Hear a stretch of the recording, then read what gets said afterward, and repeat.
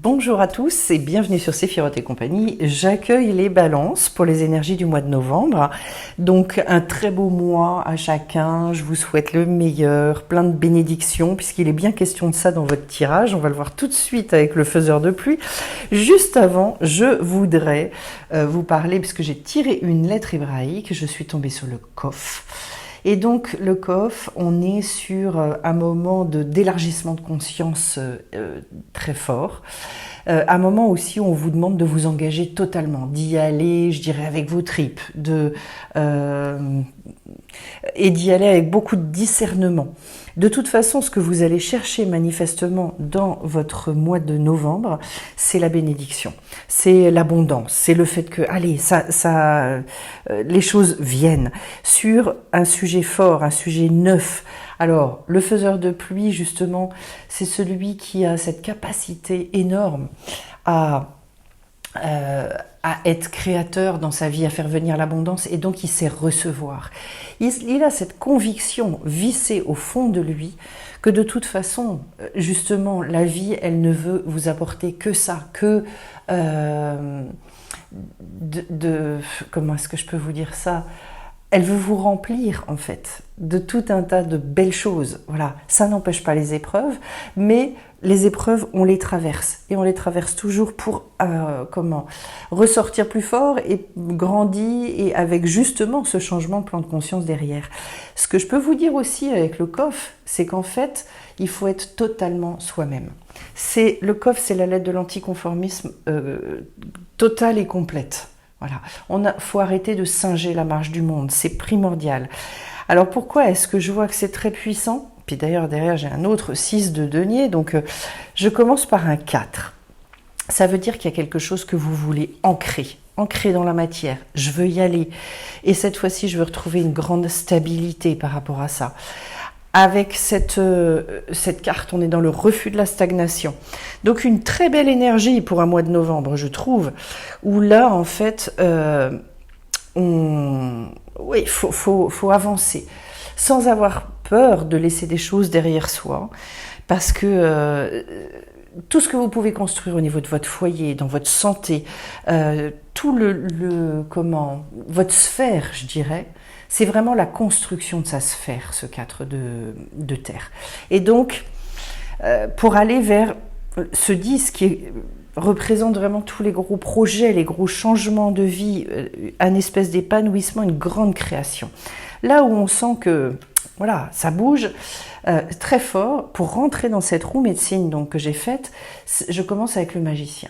C'est l'impulsion des grands départs. Les As sont toujours pourvoyeurs d'une énergie de folie. On est sur les démarrages, on est sur une fougue, qui est une fougue un petit peu de jeunesse. Là, dans cette carte-là, vous pouvez rêver tous les possibles, en fait, puisqu'en fait, c'est un potentiel extrêmement fort. Donc, partez de ce potentiel-là avec... on va voir, mais une nécessité de spécifier les choses. Vous avez eu votre mois d'anniversaire, les balances, qui vient de passer, et en fait, qui n'est pas complètement terminé d'ailleurs, pour certains, c'est encore leur anniversaire, mais voilà. En tout cas, il y a... Non, je dis des bêtises. Non, c'est fini, c'est les scorpions qui ont démarré. Donc du coup, mais vous venez de le passer. Et ça implique en fait des changements, ne serait-ce qu'en numérologie. Hop, vous êtes passé dans une année, le chiffre de votre année, il a bougé. Et donc, allez, faut y aller, il faut impulser quelque chose et suivre cet élan profond, parce que c'est très puissant le magicien. Et on va après, dans le côté matériel des choses ici, on va vers la carte du soleil. Waouh! Alors avoir le soleil dans la matière sur un mois de novembre, c'est quelque chose. Ça signifie quand même que là, recherchez beaucoup tout ce qui vous met, vous relie au moment chaleureux de la vie. N'hésitez pas à vous montrer, à rayonner. C'est aussi une ardeur, le soleil. C'est toujours aussi cette idée de puissance. Et je m'arrête juste une seconde pour vous dire au niveau de la puissance qu'en fait, on a souvent confondu, on a été élevé dans le fait que si on se montrait, c'était de l'orgueil. Ça n'a rien à voir, c'est dans la manière de faire et dans les buts, surtout dans l'intention que l'on a. Vivre, exister, se montrer, on vient pour ça. Autrement dit, allez-y sur ce mois de novembre, s'il y a bien une chose qu'on vous demande de faire, c'est celle-là. Il y a aussi avec cette carte la notion de bienfait, la notion de pouvoir grandir, la notion de pouvoir, je dirais, recevoir aussi de la vie, à l'image du faiseur de pluie, parce que le soleil, il génère en fait des transformations et la croissance. Voilà. Donc vous nourrir de tout ça, ça va être important. Peut-être pour certains, y a-t-il aussi des voyages au soleil, j'en sais rien, mais en tout cas, c'est vraiment de se mettre en lien avec cette lumière-là. Et pour ceux qui sont dans des périodes plus difficiles, de savoir qu'après la nuit, il y a toujours le soleil. De toute façon, voilà, il y a toujours le jour qui revient quelque part. Je précise quand même que vous avez sur les 4 cartes du tarot, vous avez 3 arcanes majeures. Donc vous êtes les seuls pour l'instant qui et vous êtes le 11e signe que je tire. Donc on est quand même sur un tirage qui est d'une grande puissance. J'ai le chariot ensuite. Degré 7 des arcanes majeures. On revient sur cette idée, c'est rigolo parce que c'est redondant, de rayonner et de prendre sa place. Là, je prends les rênes de ma vie en main. Je me sens vraiment roi, reine dans mon royaume. Je vous parlais de construire sa sphère avec le 4 de terre. Eh bien, c'est exactement ça. Qu'est-ce que j'accepte pas? Apprendre à dire oui, non, que les choses soient très claires en fait. Il y a une grande maîtrise de soi avec cette carte-là, qui donne une assurance aussi, beaucoup. Le pendant de ça, c'est éventuellement la tristesse et la solitude quand on se met en retrait, parce que finalement on a beaucoup de difficultés à échanger avec l'autre. Le chariot vous dit, c'est la solution pour reprendre goût à la vie en fait. J'en ai parlé il n'y a pas très longtemps dans un tirage sur les semaines où je disais on a besoin de ce contact. On nous a malheureusement en plus bien enfoncé avec les 2-3 années là qu'on a passées où il y a eu ce retrait terrible. Et c'est pas forcément facile pour tous de ressortir et de recommencer, de remettre en fait dans son emploi du temps la part belle aussi à tout ce qui est contact avec l'extérieur et relationnel. C'est primordial. Le chariot vous indique cette chose-là. Pourquoi? Parce que au niveau émotionnel, c'est rigolo, vous avez la carte du coyote. Le coyote, je vais vous dire, c'est le farceur, c'est celui qui nous fait toutes les surprises de la vie. Si vous arrivez à repartir dans ce sens-là, eh bien finalement vous risquez aussi, au niveau de votre monde émotionnel, d'avoir de belles surprises. Voilà, et de toute façon, c'est toujours dans cette relation, cette confrontation au monde, en fait, et se confronter, je ne l'utilise pas dans le terme négatif, mais dans cette confrontation qu'on arrive à se nourrir de plein de choses et avoir beaucoup de belles surprises. Il vous dit aussi d'y mettre de l'humour. Je dirais jouer et travailler avec cet humour-là. J'adore l'autodérision, j'adore je trouve que ça casse en fait le côté trop rigoureux. Donc dans la tradition hébraïque, on considère, et voilà, on le sait bien dans ce monde, que de toute façon le mal il peut pas être anéanti, il peut être adouci. Et j'aime beaucoup cette notion-là d'adoucir le mal. Eh bien je trouve que l'humour est une arme extraordinaire pour justement retrouver, vous êtes un signe d'équilibre, retrouver cet équilibre, voir les choses avec beaucoup plus de douceur et de tendresse. Et puis derrière, vous allez vers le roi de feu. Alors ce personnage, on est dans le bâton, donc on est toujours dans cette espèce de vigueur extraordinaire. Sur la seule carte que vous avez en dehors des arcanes majeures, on est à nouveau sur du bâton, donc quelque chose qui est de l'ordre du feu. Au niveau du roi, ça veut dire qu'il y a une assise, une envie de conquérir aussi. Si vous arrivez à voir toutes les choses au niveau de votre monde émotionnel avec ce recul incroyable, eh bien du coup, c'est la conquête. sans se poser trop de questions. On est dans quelque chose qui est rapide, qui est agile, je dirais.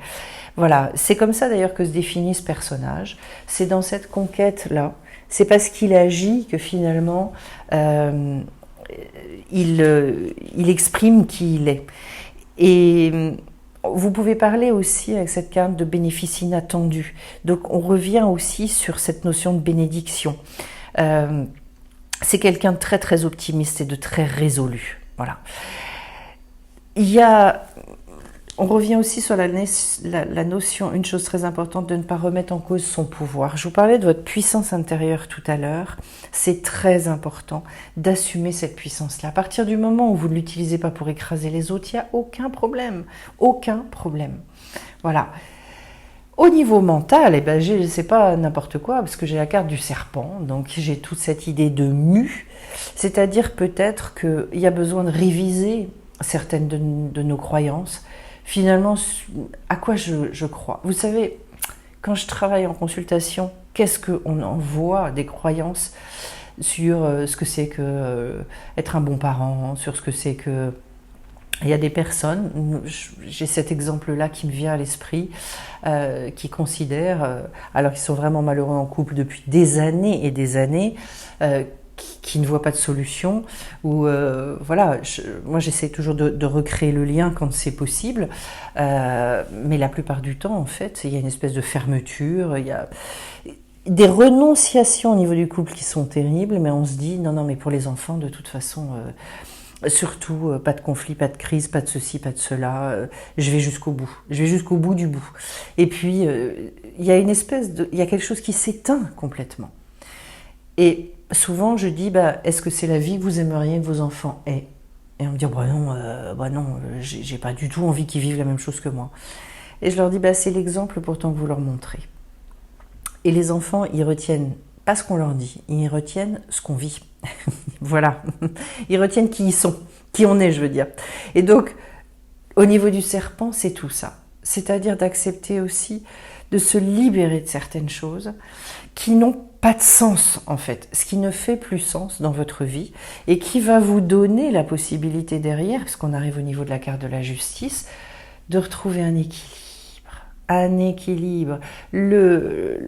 La balance, elle est très attachée à ça. Je sais qu'elle a horreur des conflits, horreur de ça.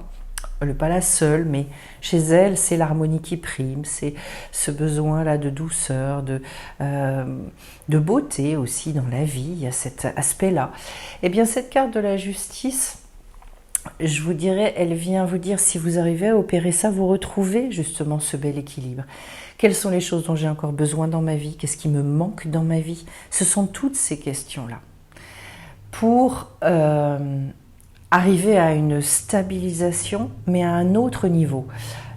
Dans le tarot de Marseille, c'est le degré 8, c'est-à-dire, par rapport à tout ce que j'ai pu mettre en œuvre, on est juste après le chariot, par rapport à tout ce que j'ai pu mettre en œuvre, j'ai besoin de passer à quelque chose d'autre, de supplémentaire, qui va m'amener d'ailleurs à,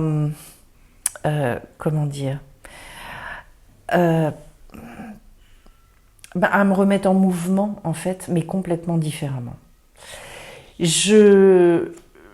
Quand j'ai ça entre l'intellect, enfin le mental et le spirituel, ça veut dire vraiment que c'est dans la vision que vous avez de la vie, c'est dans votre manière d'envisager les choses qu'il faut que ça bouge et qu'il faut que vous retrouviez un équilibre sain.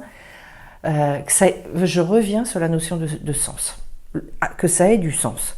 Et puis au niveau spirituel, du coup, j'ai la carte de l'éclair. Alors, l'éclair, c'est toutes ces fulgurances. À un moment donné, c'est très puissant d'avoir ça. Ça veut dire qu'il y a des révélations qui arrivent. Il y a des choses qui vous disent, cette fois-ci, c'est une mise en fait un alignement, voilà, avec soi-même qui est très fort, qui vous est demandé pour aller sur votre destinée. Le fait d'avoir l'éclair et après le chaman mystique au milieu, c'est quand même très fort. Cet éclair-là sont des prises de conscience profondes et qui viennent du bon côté, parce qu'en fait, on est au niveau spirituel. Si on est au niveau de l'âme, on est sur quelque chose qui vous booste, qui vous pousse. Comment est-ce que je peux vous dire ça? c'est une mise en justesse par rapport à soi-même qui est très très puissante. Et ça nous libère terriblement et ça nous met sur la route pour accomplir finalement nos objectifs. Voilà, objectifs qui ont été définis aussi avec cette carte de la justice. Et puis au centre de votre tirage, j'arrive donc au chaman mystique, qui est ce personnage qui arrive à écrire les histoires de sa vie. Puisque le chaman écrit les mythes, les contes pour sa communauté. Donc en fait, il y a une nouvelle histoire qui peut s'inscrire dans votre vie. Quelque chose, on voit d'ailleurs, vous voyez ce visage qui se redessine devant son visage, et on est appelé, vous savez le mot sens, c'est aussi bien la signification que la direction. Quelle est la direction que je donne à ma vie? Et ça, en fait, c'est vous qui l'écrivez. Le chemin ne vous appartient pas, mais ce sens-là, c'est vous qui le donnez. Et donc, on veut vous amener sur le chemin de la réussite, sur le chemin de l'abondance. C'est ce que vous souhaitez aussi, de toute façon. Connectez-vous à ça, avec le faiseur de pluie. J'ai l'impression qu'en fait, tout votre tirage vous dit, c'est un grand oui, allez-y, foncez. Voilà. Pour retrouver une belle harmonie d'ailleurs, très clairement, il y a quelque chose de fort dans ce tirage en termes d'équilibre. Et puis, bon, il y a le côté coyote aussi, le côté un peu drôle. Enfin, moi, je pense que c'est tellement important, le côté humour. Alors, les chemins de l'éveil, j'ai l'indulgence. Très jolie carte. Le non-jugement. Alors, il y a justement cette idée-là avec la carte de la justice que je n'ai pas soulevée, mais qu'on a retrouvé quand même avec le coyote. Voilà. C'est-à-dire, oh là là, pas de sévérité, pas de lâcher tout ça. Je le dis souvent parce que je pense que c'est fondamental. Nous, on nous a appris que pour réussir dans la vie, il fallait être que dans le côté rigoureux. J'ai souvent des gens en face de moi qui me disent, et des professionnels, de toute façon, si on n'est pas dans l'effort, on n'obtient rien. Eh bien, les sages de la tradition hébraïque disent complètement autre chose. Ils disent tout ce qui se fait dans l'effort fait qu'on récolte la rigueur. Alors, est-ce qu'on veut vivre dans la rigueur ou est-ce qu'on veut vivre justement du côté de la bénédiction, de ce côté-là où la vie devient une aide, une partenaire avec nous? Être indulgent, c'est aussi développer ce regard plein d'amour, plein de tendresse pour les choses. L'indulgence, c'est l'inverse du jugement, vous avez bien compris. J'arrête de regarder ça comme ça. C'est très profond ce que je dis, parce que si vous observez vos vies, vous allez vous apercevoir qu'en fait, il y a plein d'endroits où on n'est que dans le jugement. Et surtout avec nous-mêmes, avec lesquels on est d'une grande exigence en règle générale. Donc voilà, il y a cette... je dirais ce réflexe pavlovien de tout regarder à l'aune des il faut que, ce que tu as fait c'est pas bien, si vous n'êtes pas assez, ou bon. Non, ça nous empêche d'avancer ce truc-là, il faut tracer à un moment donné. J'ai la carte de l'univers. On est quand même sur une sacrée expansion. On est quand même sur quelque chose qui vous dit, là, on retrouve l'idée de la spirale, c'est-à-dire que vous êtes effectivement... dans cette connexion au tout aussi, on est complètement porté. D'ailleurs, pour être faiseur de pluie, il faut avoir conscience de cette chose-là. Et qu'à la fois, on n'est rien, on est un grain de sable, mais qu'en même temps, chaque être est extrêmement précieux. Et que si lui ne prend pas sa place, eh bien, il n'y aura personne pour le faire. Parce que contrairement à ce qu'on dit, les êtres sont irremplaçables. Pourquoi? Parce que de toute façon, avec le tempérament qui leur a été donné et tout ça, eux, ils vont imprimer, ils vont donner une couleur spécifique aux choses. Et ça, je trouve ça magique, magnifique de se dire ça. Et que si vous ne prenez pas votre place, il manque quelque chose dans l'univers. On vous attend. C'est comme une manière de vous dire, allez, t'es où là? Tu fais quoi? J'ai les chakras karmiques. Alors, c'est rigolo parce que je l'ai eu plusieurs fois, cette carte-là. Ce sont des chakras qui sont reliés donc à la rate, où s'entassent plusieurs mémoires du passé. Il y en a une derrière chacune de nos oreilles. Les chakras karmiques sont de véritables antennes qui augmentent votre communication avec le monde spirituel. Soyez à l'écoute de vos ressentis. Ils vous indiquent la voie à suivre. Alors, une chose est certaine, c'est qu'effectivement, c'est pas au niveau du mental que comment les choses se jouent. Quand on cherche à découvrir quelque chose d'entièrement nouveau, le mental n'est pas capable de faire ça. Il faut être capable de se connecter pour recevoir une idée qui vient de l'extérieur et qui pénètre en nous. Donc se mettre suffisamment en état d'ouverture pour que justement on arrive à recevoir. Et accepter les facéties de la vie, justement. Et vous voyez que le monde émotionnel, c'est aussi un monde extrêmement riche dans lequel il y a des choses à puiser qui sont absolument fabuleuses. On a tendance à se blinder par rapport à ça. Pour moi, il y a... et en ce moment, c'est un peu ce qu'on nous dit, cette réouverture au niveau du cœur, à l'image du roi de feu, d'ailleurs, qui suit cette voie du cœur et qui ne se pose pas de questions. Vous avez un très beau tirage, les balances. Je trouve que c'est plein de peps, c'est plein de joie, c'est très puissant. Hein. Donc, n'hésitez pas à me dire voilà, comment ça résonne dans votre vie. Merci pour ceux qui me laissent des commentaires, j'adore. Les petits likes, super sympa.